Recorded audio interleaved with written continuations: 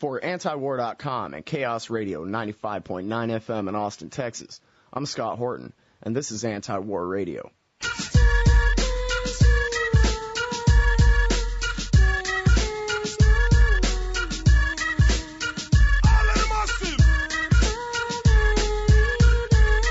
The population seems to have already decided that it's just a distraction from the attorney firing scandal, that the government released this transcript of Khalid Sheikh Mohammed's so-called confession at a hearing at Guantanamo Bay. But I don't care about the U.S. attorney scandal at all, so I'm not being distracted. This is actually what I'm interested in, the so-called confession of Khalid Sheikh Mohammed. Here to help examine and explain, Michael Scheuer, the former director, head analyst of Alex Station, the CIA's bin Laden unit. He worked there from 96 to 99 and again from 2001 through 2004. He's the author of Through Our Enemy's Eyes and Imperial Hubris, Why the West is Losing the War on Terror. Welcome to the show, sir. Thank you. I'm glad to be back again. Yeah, it's good to talk to you again. Thank you. Now, in fact, let me start right there with your years at Alex Station. Your Wikipedia entry says 96 through 99, and then again 2001 through 2004. So is that accurate? And if so, what was going on in the meantime there? I worked in the in-between time. I worked in counter-narcotics in Southwest Asia, Afghanistan and Pakistan, and then after 9/11 was brought back to work on Al-Qaeda full-time. So really, in the immediate run-up to the attack, you were not involved in monitoring Al-Qaeda at that point? No, I was, in the sense that there's nothing that happened in Afghanistan that wasn't somehow involved with Al-Qaeda and the Taliban. I see. You're just focused more on the drug angle. Right. In fact, trying to get at Al-Qaeda through the drug angle. There was another avenue into it. Okay, well, if it's okay with you, Mike, what I'd like to do here is talk about the Khalid Sheikh Mohammed transcript and fact and fiction and that kind of thing, and then maybe we can get into kind of in the larger sense the run-up to the September 11th attack and the various failures by the government to stop it. I know you've told me before that it's your view that this is not a police matter, this is a war, and these people have to be fought in a warlike fashion, but I trust that you don't approve of this sham Star Chamber tribunal that's going on at Guantanamo Bay. I don't see what the problem is with it. The West has encountered a situation which it refuses to do anything about, and that's the fact that we're capturing prisoners of war who can never be released. And instead of trying to kind of noodle our way through that problem, what we've done is just decided to scream at each other about due process and other kinds of legal accoutrements that are essential to life in the United States but are relevant to the conduct of this war. Well, but these people are individuals and they're suspects, basically, right? Well, it depends, Scott, where you come down on this. I think that the most important thing to do if America is to wage this war successfully is to decriminalize terrorism. This is the problem is that these are not criminals; these are warriors, and as long as you treat them as criminals, then a man like Khalid Sheikh Mohammed can identify 30 attacks against the United States in which he was involved either peripherally or hands-on, and instead of people being impressed by that, they're condemning the United States for some kind of a lack of sensitivity toward this individual. Yeah, well, I'm not so concerned about sensitivity towards the guy, but I don't want him tortured and confessing to things that he didn't really do. Well, I'm not sure. I think the whole torture thing is blowing out of proportion because of that windbag McCain and his lust to be president. There was no torture that I was aware of until the time I resigned, and there was nothing we ever did that wasn't approved by the lawyers throughout the federal government. Well, but we know that the Defense Department rewrote the rules for how these men are to be handled, and from various testimonies at Abu Ghraib prison that there were CIA officers there involved in that, giving orders that these men are to be softened up for interrogation later, et cetera. Well, certainly there was no CIA involvement to any extent at Abu Ghraib, and the idea that a CIA officer could order the military to do anything is just a fundamental mistake in terms of knowing how our government works. Well, I understand, chain of command, but have we not read that at Abu Ghraib that there were intelligence officials, CIA, and some private contractors and people unknown who were all sort of involved in the same thing? What I've read were basically that what I've read about the things at Abu Ghraib, they were almost overwhelmingly military things. The CIA has never been involved in torturing these people at all in any part of this rendition process. I don't know. I wouldn't call what they were involved in. Listen, torture is against the law in the United States. Ergo, if we were doing anything regarding these prisoners, it was legal within the confines of the United States legal system. So when Khalid Sheikh Mohammed rattles off this list of attacks that he says he was involved in, now some of these I know to be true, the plot to kill Bill Clinton and the Pope in the Philippines in 1995. But it also kind of seems like he's going overboard and claiming credit for all kinds of attacks that I think it was pointed out that one of the banks that he says he was planning to attack wasn't even founded until after he was captured. If you read what he said carefully, and it's surprising because Khalid Sheikh Mohammed has a very big ego, he doesn't claim credit for all of those attacks. He says, as director of operations, I was cognizant of planning, financing, training, or actual operations. The list also extends over 11 years, some of the operations before he joined Al Qaeda. So we're talking about less than 3 operations a year. That doesn't seem excessive to me. And on any given day when I was at the CIA, I could have claimed something very similar to being involved in 30 or 40 different operations simply because I was responsible for them going on. To me, it's a very common sense, unpassionate argument or presentation that he made. Okay, well, I don't know if I can convince you, but I'd like to argue with you a little bit more. Sure. When you say that the problem is the criminalization of terror, we have to just treat this like a war. I would just take the exact opposite stance and say that what it is it's criminal activity. It's very serious criminal activity. But that if we had approached the so-called war on terrorism as a criminal matter, for the most part after September 11th, perhaps sent the special forces and the Marine Corps to kill Al Qaeda at Tora Bora. But after that, it seems like this is a job for Interpol. The special forces here and there maybe, but for the most part, these are individuals have to be nabbed one by one. Well, if you're going to do that, you and I are both going to be dead before we make any dent in this business at all. The military or the government at any given time claims to have killed 4,000 to 5,000 of these people or captured them. If you can identify in history a single terrorist group that had 4,000 or 5,000 people in it, I would be surprised. Right. Well, but isn't that because we keep making more of them? No, I don't think so. We make more of them in the global sense. Of course we do. But it has nothing really much to do with what our government says it has to do with. It doesn't have anything to do with freedom. It doesn't have anything to do with liberty or gender equality. And frankly, it has nothing to do with crime. It has to do with the weak waging war against the strong. And this is the way it works throughout history. And what it has to do is with what our government has done over the past 35 years in the Islamic world. And that's not to say what we've done is wrong. It's simply saying that that's the motivation. And what we're engaged in is in a very widespread war against people who will continue to fight us with any weapon they can find until our policies change. Well, so if, Ron Paul was elected president and he brought our troops home and it was an end to all Wilsonian interventionism from here on out, would we be able to fight the terrorists that are left with just Probably, cops? Yes.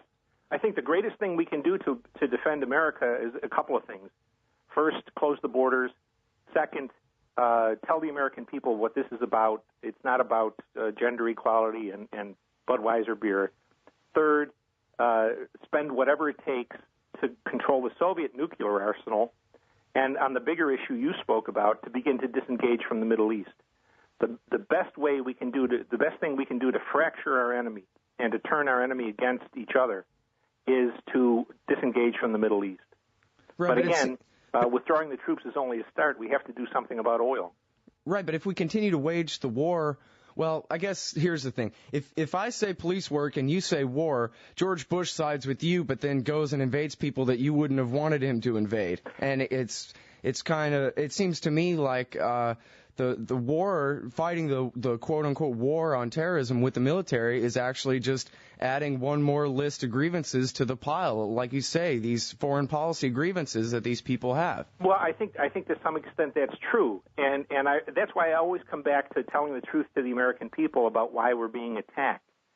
But at the moment, what we're edging toward, because we won't admit that or we won't accept that reality, is we're edging toward becoming a big Israel. The only thing we're going to have left to defend ourselves is the U.S. military and the intelligence services, because we're not an attractive commodity in any sense to Muslims at the moment because of what we do in the Islamic world. So, it's a tremendously big problem, but you have to defend yourself with the tools you make available for your use. And right now, because our governing elite outside of Mr. Paul has no contact points with reality, the only thing we have really left to us is military and intelligence. Right, but even when it comes to that, you look at what happened at Tora Bora. They closed the place off on 3 sides and left one wide open, and bin Laden and his 80 closest friends all escaped to Pakistan, where they still live free to this day. Well, that's only because our generals let them do it. The generals were advised, and I know this firsthand because I was at the Washington end of the operation. They were advised that the Afghans they were going to work with were friends of bin Laden and would never catch him, but they were so desperate to avoid U.S. casualties that they went ahead and subcontracted with people who were always a day late. Well, and, that's the kind of thing that's, I think, really frustrating to me and probably to the general population at large, that, Americans don't like high casualties. But you know what? We'd have taken some to get bin Laden. We've taken 3,000 fighting in Iraq over nothing. That's right. You're exactly right. I think the greatest vulnerability Al Qaeda has is that they assume that our governing elite is representative of Americans as a whole. And I think Americans as a whole, the guy who's actually trying to make a living and send his kids to school, is much more bloody-minded and much more realistic than Mr. Bush or Mr. McCain or Mrs. Clinton. And eventually, that's what's going to save the country. But I'm afraid it's not going to happen until we get attacked again in a manner that's worse than 9/11. Wow. See, I would have said that the average American is a lot more reasonable and a lot less bloody-minded than our leadership. No, I think Americans, what they don't like is the lack of results. I think they're willing to spend the lives of their children to protect their country if the game is worth the candle. In Afghanistan, I think the president could have done virtually anything after 9/11 to produce results. I don't think there would have been any qualms except maybe among the ACLU in this country. But he didn't do it. For reasons that escape me, but he didn't do it. And then they went to Iraq, which has just made everything 35 times worse. Yeah, you called it back then the hoped-for but unexpected gift to bin Laden. And Scott, that didn't take any genius on my part at all. It was simply, these guys are now trying to hide behind what they call unintended consequences. But the more you look at all of these things, you can have unintended consequences that are not unpredictable consequences. Mm-hmm. There's virtually nothing that's happened in Iraq or Afghanistan that couldn't have been predicted by a history student with a bachelor's degree. Yeah, well, to be sure, it was predicted wide and far by the anti-war forces in the run-up to the war. Absolutely. I mean, even, and this is kind of a good tie-in, Colleen Rowley, who complained that she was not allowed by the FBI to search Zacarias Moussawi's computer, etc., complained as part of her same complaint that if you invade Iraq, this is going to make our terrorism problem that much worse. Absolutely, and I think you touch on another reason why we can't really treat this as a criminal problem is that the FBI is an utterly incompetent organization. Not the working people at Ms. Rowley's level, but in the upper levels of the Bureau, the leadership in that organization cares nothing about America, cares only about protecting the Bureau's interests. Yeah, absolutely. I don't have any disagreement with that. In fact, when I spoke with Peter Lance, who's written all about Khalid Sheikh Mohammed and Ramzi Youssef and them, he was happy that there was a new Department of Homeland Security, even though he was worried about the constitutional implications for the future and that kind of thing. He said, look, you got to have somebody other than the FBI working this case, or it's not going to get worked.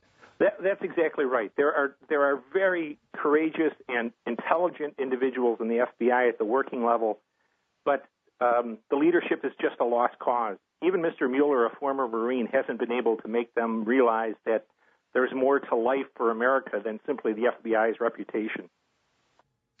Right. And, you know, from FBI agents I've talked to in all different kinds of circumstances, even speaking with Frederick Whitehurst about Waco and Oklahoma City back in the 1990s, that's what he said. They cared about nothing but their own reputation, protecting themselves. They are totally a 19th century organization except for their public relations apparatus, and that is first rate. Yeah. Well, so we don't have any of their PR flax here, so let's go ahead and get to how responsible the FBI is for the September 11th attack even being successful. How could it be that 19 hijackers are wandering around this country in the weeks and months leading up to this attack, and the FBI weren't following every step these guys took? Well, I think you can lay that directly at the feet of Judge Free. He was completely at fault for not being able to provide his officers with a computer system that allowed the entire Bureau to communicate with each other and to communicate with the intelligence community. Judge Free was a Luddite. They were, and to this day, they don't have a computer system that meshes across their organization with the intelligence community. One of the great disasters of the 9/11 Commission was not to just simply say to Judge Free, you failed, you deliberately failed, because you knew your organization needed a computer system. Why could 19 people go across the country? Because terrorism is a job that requires extraordinary detail and the accumulation of bits of information, and then an ability to analyze them. And the problem is if you can't do it electronically, it won't get done. You can't do it on the basis of 3x5 note cards anymore.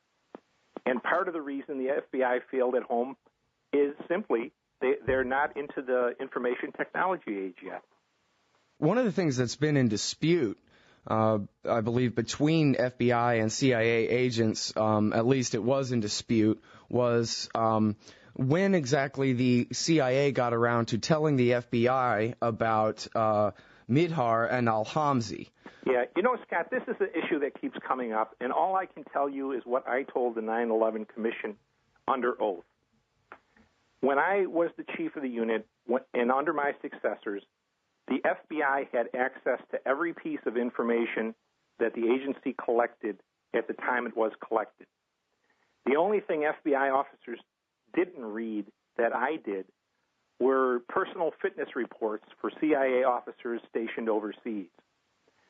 We had 3 or 4 officers from the FBI sitting in Alec, which was the bin Laden unit. They got every piece of information I got, and they were there for 2 reasons. First, to find out whether or not there was a threat to the United States.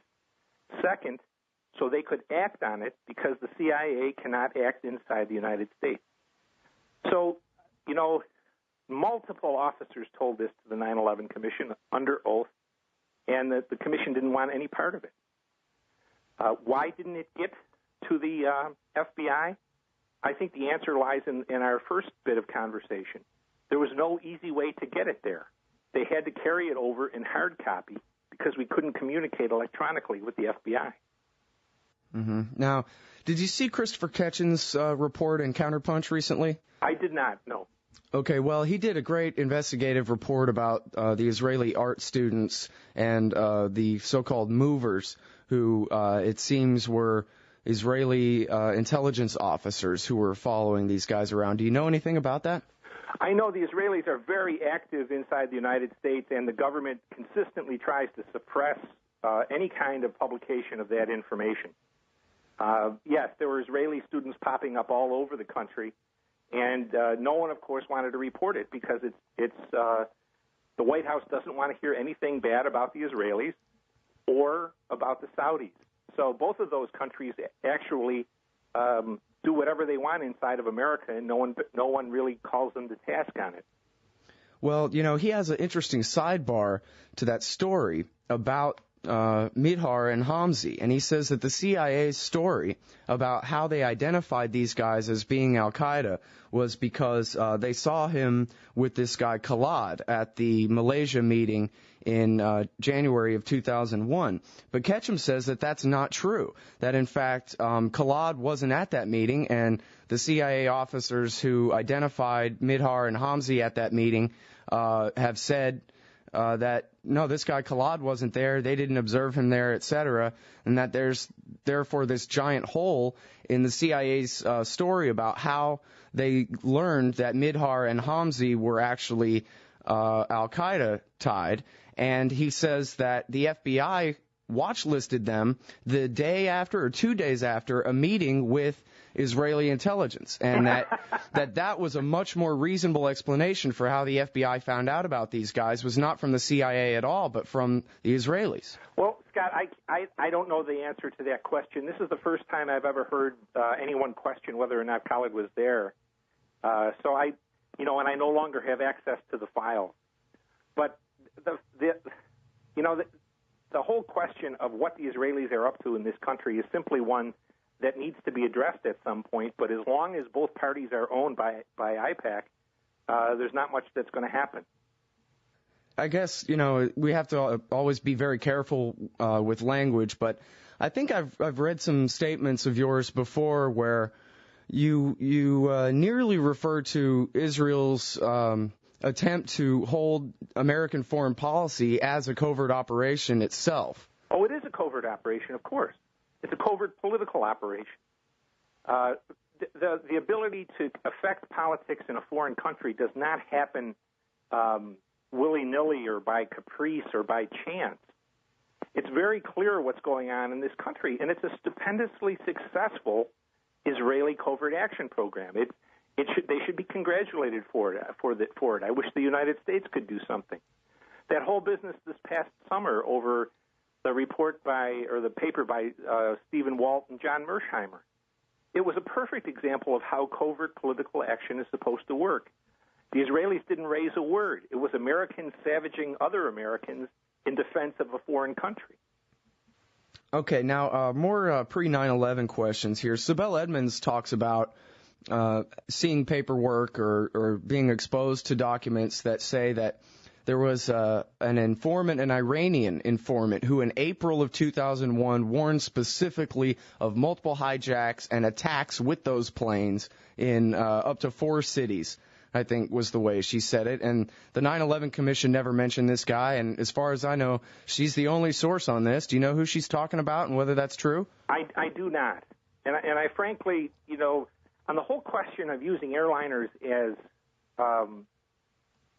weapons, we reported that Al-Qaeda or people related to Al-Qaeda were intended to do that in February, March 1995.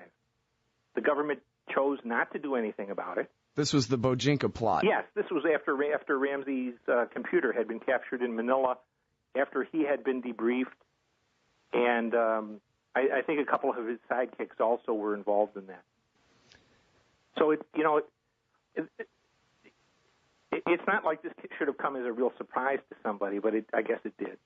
Well, now I guess if I was to try to defend Bush, I would say, well, Bojinka, that was way back in 95. Bush and Cheney wouldn't have known anything about that. But if this Iranian was warning them in the spring, then that's surely their responsibility. Well, Scott, I'm not familiar with Ms. Edmonds' source or with the document she's talking about. So I really don't know what to say here, except that okay. I don't know. All right, that's fine. Let me ask you about Ahmed Omar Saeed Sheikh. He was reportedly the guy who sent $100,000 to Mohammed Atta on orders from an ISI or a Pakistani general named Mahmoud. Is it your understanding that that's where the financing for the attack came from? I would doubt it very seriously. If the Pakistanis were in a position to have stopped that operation, they would have done so. That operation was very compartmented within Al Qaeda. There's never a need for any money to come anywhere except from in Al Qaeda. They're flush with money, and so I think that's a good story, but I don't think that it's true. So after the attack, when you were working at Alex Station, did you guys not go back and trace all the money and kind of reconstruct how the attack happened, that sort of thing? Well, we tried to do as much of that as we could, but once an attack happens, what you want to do is to try to stop the next one. And doing the history of it falls to either the analytics shop or to the FBI. The FBI does history.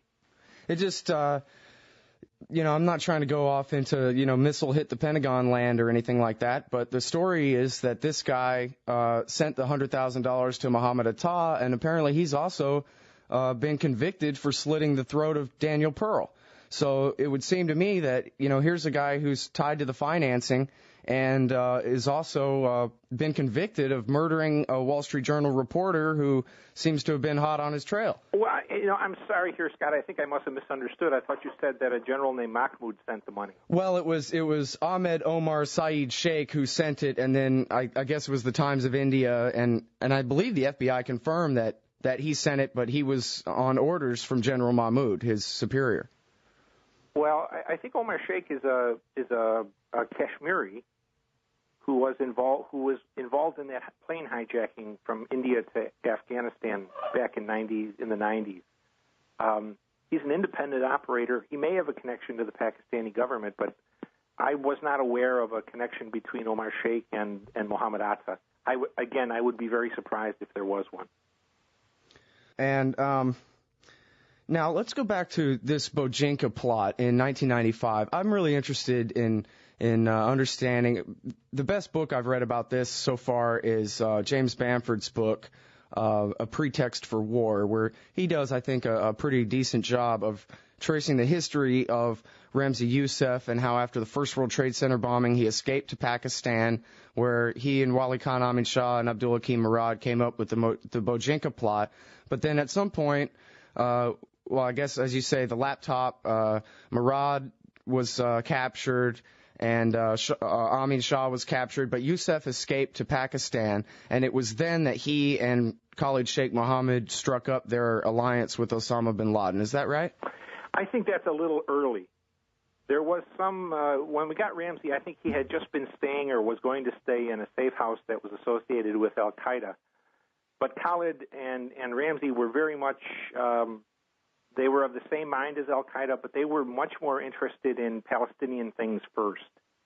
And so they steered clear of Al Qaeda. Ramzi never joined, and KSM didn't join until the late 90s. Their association with Wali Khan Amin Shah, though, is an interesting one, which was never fully explained, because Wali Khan was one of the first people that went to Afghanistan with bin Laden. So there's a very close connection between Amin Shah and Osama. But KSM and Ramzi, it never happened with Ramzi, and KSM, it didn't happen until the late 90s. Okay, and just to be fair for the record, it's been a long time since I read Bamford's book, so I didn't mean to mischaracterize. I'm sure he told the story much more accurately than I just repeated it. There's a very good book, too, on Bojinka with about 80 pages in it. I think it was published in 2000 or 2001 by a British journalist named Simon Reeves. It's called The New Jackals, and there's a very good analysis of the Bojinka plot in that. Now, it seems to me, I don't know, I'll go this direction. November 2001, about a month after the attack, an investigative reporter named Greg Palast at the BBC came out with a story that said that some FBI and NSA, and I believe maybe CIA as well, had come to him saying, it ain't right. what's happened is for the last year, we've had all this pressure on us to not investigate the Saudis, to not investigate bin Laden and Al Qaeda. Now, Greg Palast said that he did not believe, and he had no evidence that said that this was because they wanted the attack to happen. But instead, he said that this was because Prince Turki Al Faisal and Prince Bandar had paid a bunch of protection money to bin Laden's bagmen at a meeting at a hotel in Paris in 1996, and that these business relationships with the Republicans basically were embarrassing enough that they wanted to put pressure on all these investigations to slow down or shut down so as to save the Bush family embarrassment. Do you know anything about that or agree with that? That's a very partisan story, and I think it does a disservice to the bigger story, which is the American government under either party want to know nothing bad about the Saudis. I know for a fact that there was no let-up in CIA operations against Al Qaeda in the period you talked about, Scott. But there is a reluctance. I worked for under four different presidents, and none of them want to know anything negative about Saudi Arabia or Israel. And the claim that we don't work hard enough to find out what the Saudis are up to around the world or what the Israelis are up to in the United States, both of those are exactly true statements. Yeah, I think the way Palast said it was that Clinton had one eye closed and Bush came and closed the other eye. Well, it goes back, it's his dad. Even President Reagan, who I have the greatest respect for, his administration was also convinced that the Saudis are our friends. And I think there's very little that's further from the truth. Okay, now, this is just crazy conspiracy theory land, but I figure I might as well get your take on it. I met a guy right around the time that Baghdad was falling who, he may have been blowing smoke up my ass. I don't really know. I guess it could have all been lies, but he seemed like a pretty honest guy, and we had a pretty in-depth conversation, and he was one or the other branch of the military intelligence and worked at the Pentagon. And what he told me was that many people knew the day of the attack. He said they did not know who, they didn't know which airport, which plane, what time, or enough to stop it. But that many people knew that September 11th was going to be the day of the big attack, that many people were not at work that day at all, that his wife, he said, who worked at the State Department, showed up and said, boy, this is kind of weird. Nobody's here. I think I'm going home. And that there was kind of a widespread knowledge, at least at some levels in Washington, D.C., that something big was going to go down that day. Scott, I never heard that. I was at the agency that day, and it was business as usual. In looking back, in retrospect, I never heard one person ever claim even that they knew that something was going to happen on that particular day. The only piece of evidence I ever heard of it was the materials published by NSA 2 or 3 days after the attack. Well, we know that the National Security Council put out a report in July that then Tenet and Black at least claimed that they went and gave these hair on fire warnings to Rice, Ashcroft, and Rumsfeld in July. You know what gets missed there, though, and I have to say, I carry no brief for this administration, but the problem we have with this particular enemy is if they went to the president on the 1st of August and said, this is going to happen, that's going to happen, this may happen, the question comes down to what does the president do? And whether we like it or not, between the president's election and 9/11, he had no chance to kill Osama bin Laden because we couldn't find him. The difference between Bush and Clinton in that regard is enormous. Clinton could have ended this problem for us in 98. He chose not to do it. He had the chance.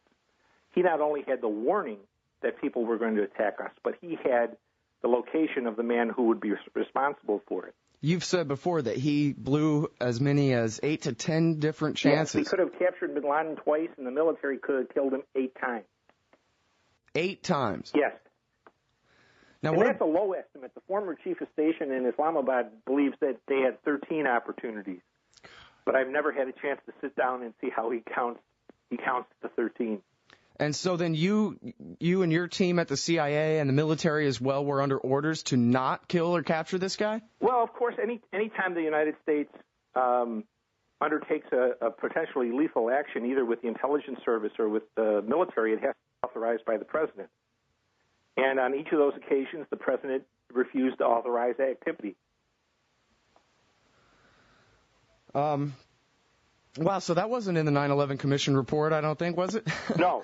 The 9/11 Commission will be as responsible, perhaps more responsible than any other entity the next time Al Qaeda attacks us inside the United States.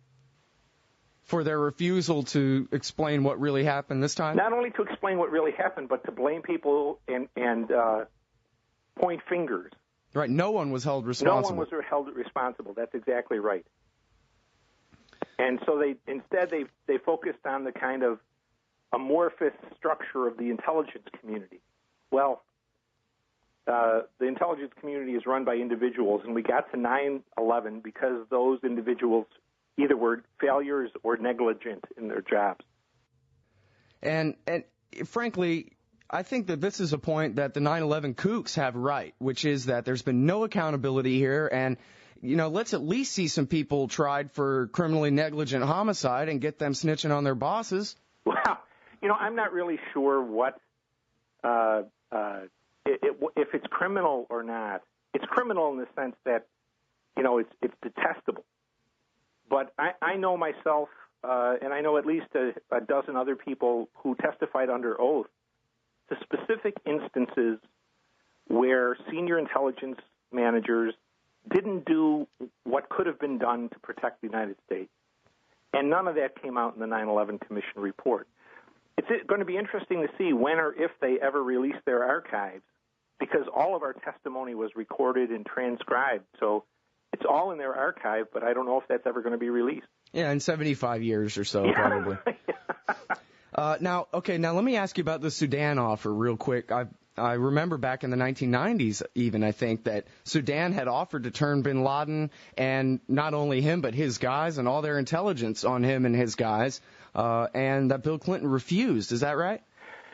Scott, I have to say that I was the chief of operations at that time against bin Laden.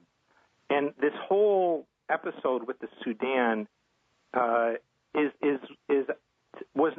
was not aware of it. That doesn't mean it didn't happen. There's lots of things that intelligence officers are cut out of. But I was never aware of an offer of like that. And the thing that I think everybody should remember is that the last thing the Saudis would have wanted was to have bin Laden turned over to the United States. And they were in a position to stop the Sudanese from doing that. Mm-hmm. So I think that it's a story that's interesting.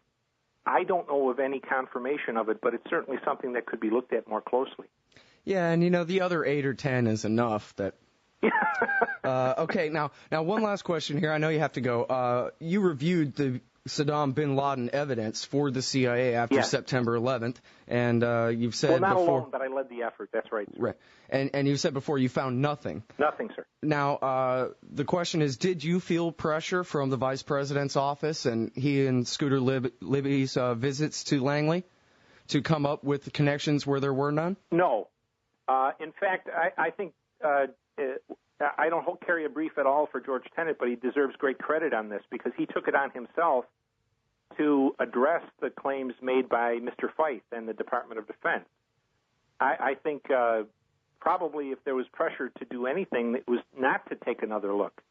Because when we did take a look, and again, we went through about 80,000 pages of material that went back 9.5 or 10 years, we found absolutely nothing that could support Mr. Feith's claims. And so I think that's one moment the agency should be proud of, and certainly Tenet should be proud of it. So they didn't give in so much on the connections to Al Qaeda as much as they did on the weapons. Well, certainly from my level, I know what the research turned up, and I know what the paper that the analysts wrote said, and that said there was no connection.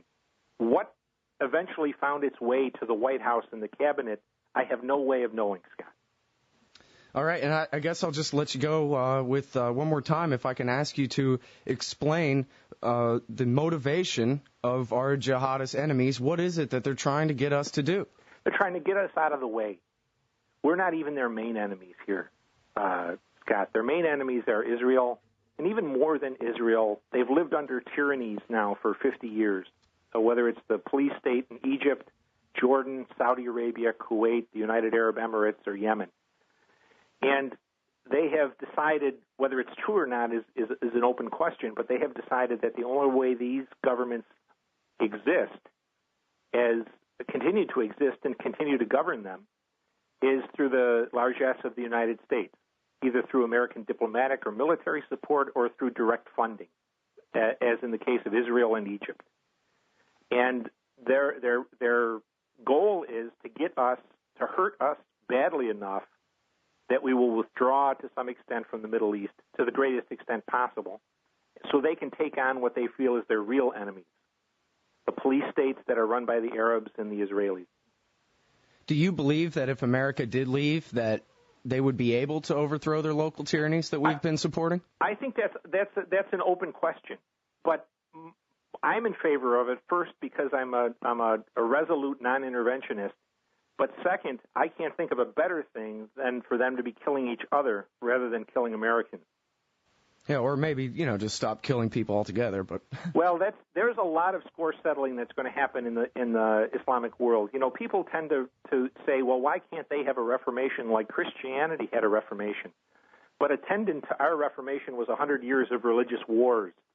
And I'm afraid that's what we're going to see as the Islamic world, if you will, works its way to its destiny. All right. Well, thank you very much again for your insight. Michael Scheuer, he's the former head analyst at the CIA's bin Laden unit, Alex Station. He's the author of Imperial Hubris, Why the West is Losing the War on Terrorism. And if people want to read what you write nowadays, that's where at the Jamestown Foundation? Jamestown Foundation, yes, jamestown.org. And the journal is called Terrorism Focus. All right. Thank you very much for your time today, Mike. Always a pleasure, Scott. You're very kind. Thank you. You're listening to Anti-War Radio on Chaos 95.9 FM in Austin, Texas.